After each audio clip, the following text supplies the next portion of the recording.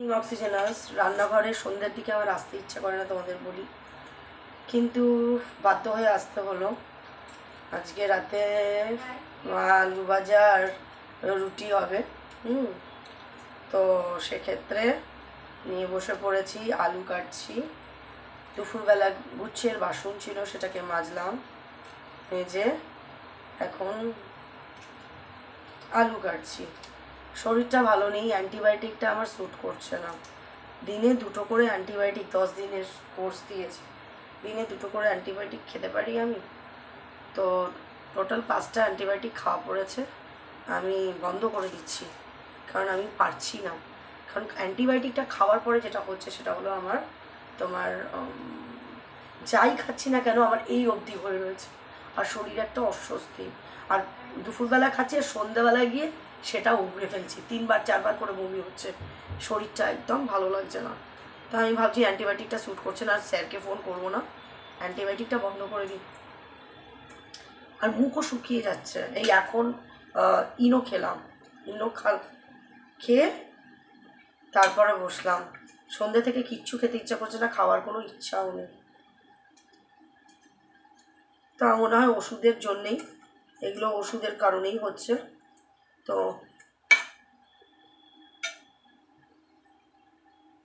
তাই অ্যান্টিবায়োটিকটা বন্ধ করে দিচ্ছি।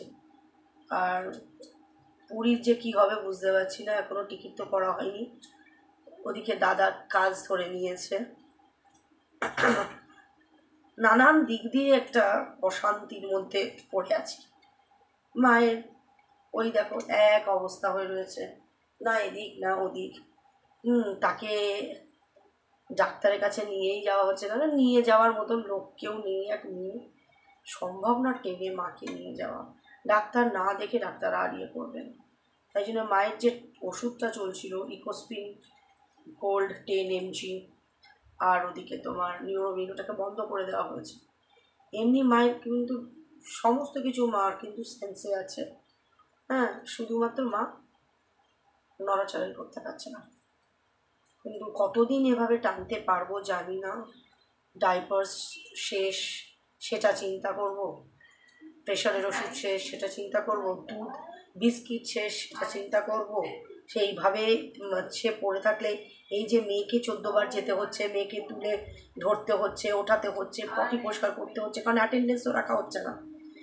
এই নিয়ে আজকে দিদির সাথে ডিসকাশন হলো যে না, এবার অ্যাটেন্ডেন্স রাখতে হবে, এবার 3জনের মিলে 3জনের ভাগ থাকবে, না হলে অসম্ভব ব্যাপার হচ্ছে। উইদাউট অ্যাটেন্ডেন্স মানে চলতে পারছে না, কারণ আমার মেয়ে অসুস্থ হয়ে পড়ছে। কারণ আমার মেয়ে কিন্তু সব থেকে বেশি করছে, কিন্তু আমার মেয়ে, আর আমি তো করতে পারছি না। আমি তো নিজে খুব অসুস্থ, খুব অসুস্থ, তোমরা জানো না? তো আমি জানি না, উফ কি বলবো আর। কতদিন এভাবে চলবে? আজ 3 মাস হয়ে গেল মা বিছানায়, 3 মাস। এবার কমপ্লেনও প্রচুর কমপ্লেন। আজকে দিদি শুধু মাছের ঝোল দিয়ে ভাত দিয়েছে, তাই মেয়েকে সন্ধ্যেবেলা কমপ্লেন করেছে আমাকে শুধু মাছের ঝোল দিয়ে ভাত দিয়েছে, আর কোনো তরকারি দেয়নি। এখন যেদিনকে যা হচ্ছে, সেও যেরকম ক্ষমতায় পারছে সেটা তো করবে। কি বলবো। পাশে আমার দোলা আছে, আমার পিসি, সেও দিয়ে যায়, সে আজকে দেয়নি কিছু, সেটাও কমপ্লেন আছে, কিছু দিল না। আর আমি তো সত্যি কথা বলতে, আমি সেরকম কিছু রান্নাই করি না, তোমরা তো দেখো। হ্যাঁ, মার সেই খাওয়া পোষাবেও না, তো ওই জন্য আমি কিছু দিই না মাকে, কারণ আমি রান্না করিও না সেরকম। আর আমার দেখোই তো, তোমাদের তরকারি ফরকারি সেরকম বিশেষ কিছু হয় না। হ্যাঁ, নিজেরাই তরকারি খাই না, তো কী দেবো মাকে? তো এই নানান অশান্তি নিয়ে রয়েছি। দাদা তো কাজ ধরে ফেলেছে তোমার। আমার এই বন্দে ভারত ট্রেনটা ভালো লাগে না বলে ওটা যেতে চাইছি না। এবার ডাক্তার দুরন্তর কথা বলার পর থেকে আর আমার কোনো ট্রেন আমার ইচ্ছা করছে না, কিন্তু দুরন্ত পাওয়া যাচ্ছে না, সব WL ওয়েটিং লিস্ট। হ্যাঁ, ওয়েটিং লিস্টে ভয় পাচ্ছি। তো ফলে আমার মনে হয় আমাদের যাওয়াই হবে না, কারণ দাদাও তো কাজ ধরে ফেলবো। যেহেতু কাজ ধরে ফেলেছে, সেহেতু এই ডিসেম্বরে কি ও ইয়ে পাবে, ছুটি পাবে? নিশ্চয়ই পাবে না। আমাদের যাওয়াতেও গন্ডা লেগেছে। আর গেল আমাদের অশান্তি অনেক, কুকুর ফুকুর সমস্ত রয়েছে, তো এদেরকে রেখে এদেরকে রেখে না আমরা মানে ছটফট ছটফট করি এত, মানে আমরা যেভাবে করবো সেভাবে তো দাদা সেভাবে হয়তো খেতে দিতে পারছে না, হয়তো কীভাবে ভাত মাংসটা মাখছে সমানভাবে হয়তো ডিস্ট্রিবিউট হচ্ছে না, কেউ বেশি পাচ্ছে কেউ কম পাচ্ছে, অনেক অশান্তি। এই অশান্তির কারণে না ইচ্ছা থাকলেও অনেক সময় যেতে থাক, এরকম একটা ব্যাপার। বাবা আর কি টুকরো টুকরো মশা হয়েছে না, ভীষণ টুকরো টুকরো মশা, একদম অস্বস্তি হচ্ছে আমার, সব দিক দিয়ে অস্বস্তি হচ্ছে জানো না তো। তো এই সমস্ত নিয়ে তাই মাঝে মধ্যে বলি মামাই কেন বাচ্চাগুলোকে আমরা রাখলাম, আর বাচ্চাগুলো না থাকলে আমাদের কোনো অসুবিধা ছিল না, বাচ্চাগুলোর জন্যই আমরা আটকে গেছি একদম, দুরুম দারাম করে বেরোতে পারি না, গেলেই তো হলো না। আমার গেলে পরে আমার দাদাকে দিয়ে যেতে হবে, আমার একটা লোক রাখতে হবে যে রান্না করবে আমার বাচ্চাদের, আমার দাদার খাবারের ব্যবস্থা করে যেতে হবে, আমার তোমার ইয়ে করতে হবে, অ্যাটেন্ডেন্স রেখে যেতে হবে দিনে রাতে, নাহলে মাকে রাত্রেবেলায় কে দেখবে, কারণ দাদা তো উপরে চলে আসবে। তো উনি মানে আমি কোথাও গেলে আমার অন্তত 10-12 হাজার টাকা দাদাদের মাদেরকে দিতে হবে, তখন না আর ইচ্ছা করে না দূর। কিন্তু আমার যাওয়ার খুব দরকার ছিল পুরীতে, দীপ্তি এসছিল তার মানতটা আমি করেছিলাম, মারা গেছে সেটা আলাদা ব্যাপার, কিন্তু এসে তো ছিল, সেই পুজোটা আমার দেওয়া হলো না। লইটা তার জন্য, লইটা এখনো পুরোপুরি সুস্থ না, কম লইয়ের পেছনে মানে ওষুধ গেল, কম খরচা গেল, তাই আমি ভাবছি যে একটুখানি পুজোটা দিয়ে আসবো, সব সেটা আর কি আর বলবো। আর শরীর টিস করলে না আর ইচ্ছাই করে না, বুঝেছি রুজ কত হয়ে গেল আজকের দিনে আস্তে টোটাল তো এখন প্রায় না আমি নাম্বার বলছি টোটাল 60। গুড। তো যাই হোক, আমার মেয়েও কঞ্জুসি পানা করছে অনেক, অনেকটা টাকা চলে যাবে, তুমি আবার ভালো হোটেলে থাকবে সেটাও আবার ব্যাপার আছে, এই সমস্ত নিয়ে নানান কিছু নিয়ে হয়তো আমাদের যাওয়া হবে না।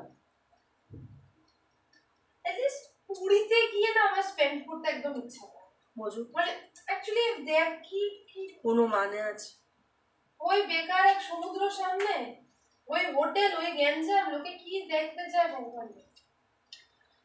অনেকে আছে প্রত্যেক বছরে একবার করে পুরী কি হবে গিয়ে, কি হবে দেখি।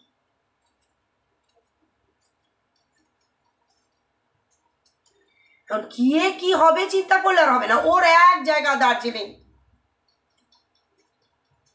পাহাড়ে তাও মন জুড়িয়ে যায়, ভিড়ের মধ্যে জলে আমরা জল উপভোগ করার কিছু নেই, ওই একটু বেলা হলেই গরম লাগবে, চলো হোটেলে চলো,